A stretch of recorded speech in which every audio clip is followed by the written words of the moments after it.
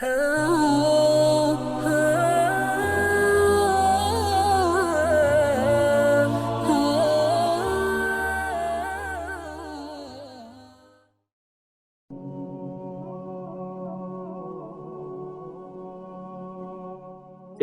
کذابین کا باقاعدہ آغاز کرنے سے پہلے اس بات کو سمجھنا ضروری ہے کہ کیوں پھر اللہ تعالیٰ نے انسانوں کی رہنمائی کے لیے سلسلہ نبوت کا آغاز فرمایا۔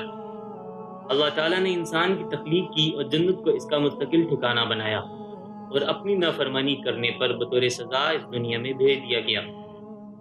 لیکن اللہ تعالیٰ کی ہم پہ رحمت ہے کہ اللہ نے ہمیں اس قید خانہ میں بھی تنہا نہیں چھوڑا اور وقتاً فوقتاً ہماری رہنمائی کے لیے انبیاء اور رسول مبعوث فرمائے تاکہ وہ وقت اور حالات کے مطابق انسان کی رہنمائی کر سکیں۔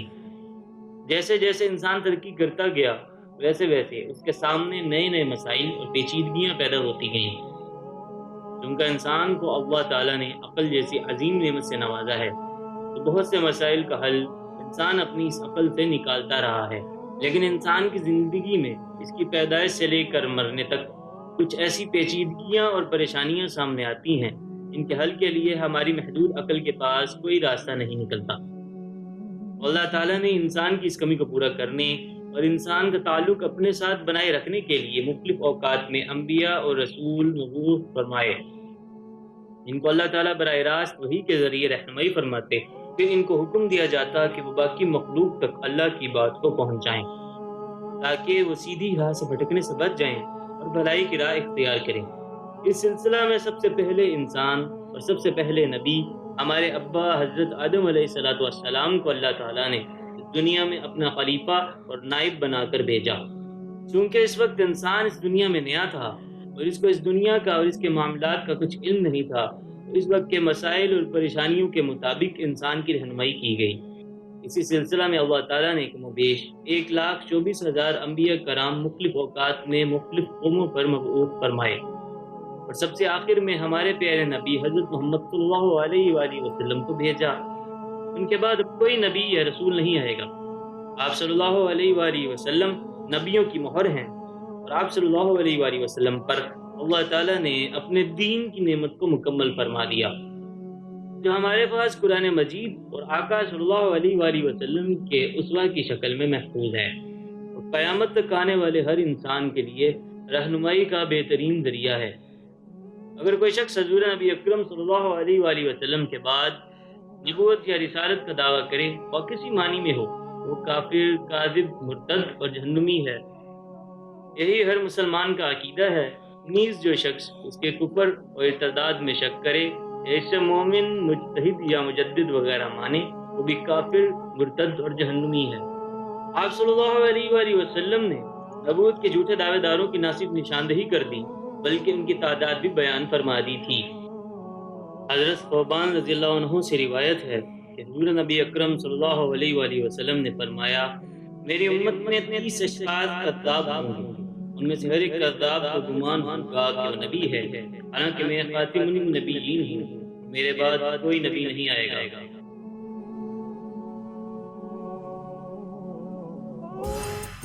اسود عنسی کذابوں کے سلسلہ کو شروع کرنے والا سب سے پہلا بدبخت اسود عنسی تھا۔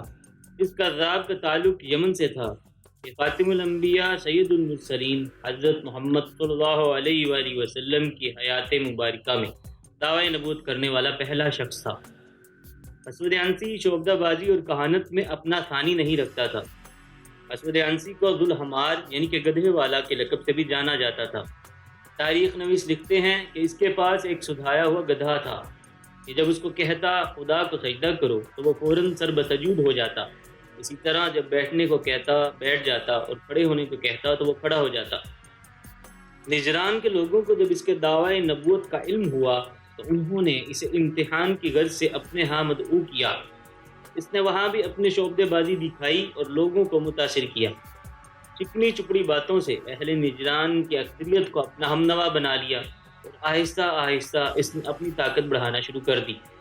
سب سے پہلے اس نے نجران پر ہی فوج کشی کر کے عمر بن حزم رضی اللہ عنہ اور خالد بن سعید رضی اللہ عنہ کو وہاں سے بے دخل کیا اور پھر بتدریج پورے یمن پر قبضہ کر لیا۔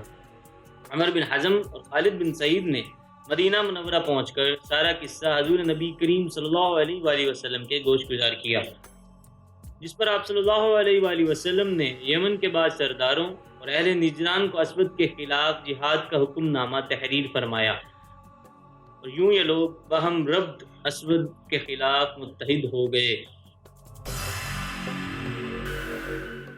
اسود عنسی نے صنعاء پر قبضے کے بعد اس شہر کے مسلمان حاکم شیر بن بادان کی بیوی آزاد کو اپنے گھر میں قید کر لیا، لیکن وہ اس سے سخت نفرت کرتی تھیں۔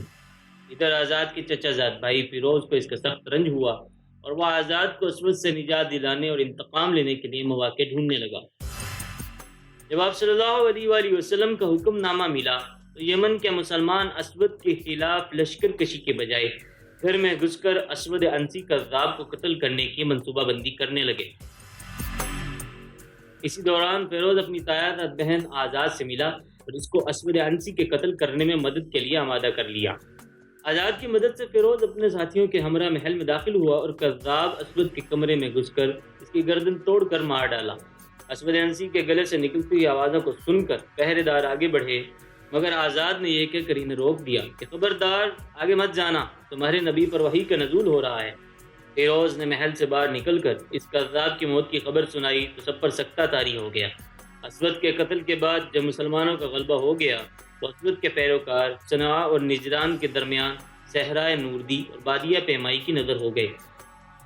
یوں یمن اور نجران ارتداد کے وجود سے پاک ہو گیا اور آپ صلی اللہ علیہ وآلہ وسلم کے احکامات دوبارہ بحال کر دیے گئے۔ اسود عنسی پہلا کذاب تھا جو حضور نبی کریم صلی اللہ علیہ وآلہ وسلم کے حکم پر آپ صلی اللہ علیہ وآلہ وسلم کی حیات مبارکہ میں اپنے انجام کو پہنچا۔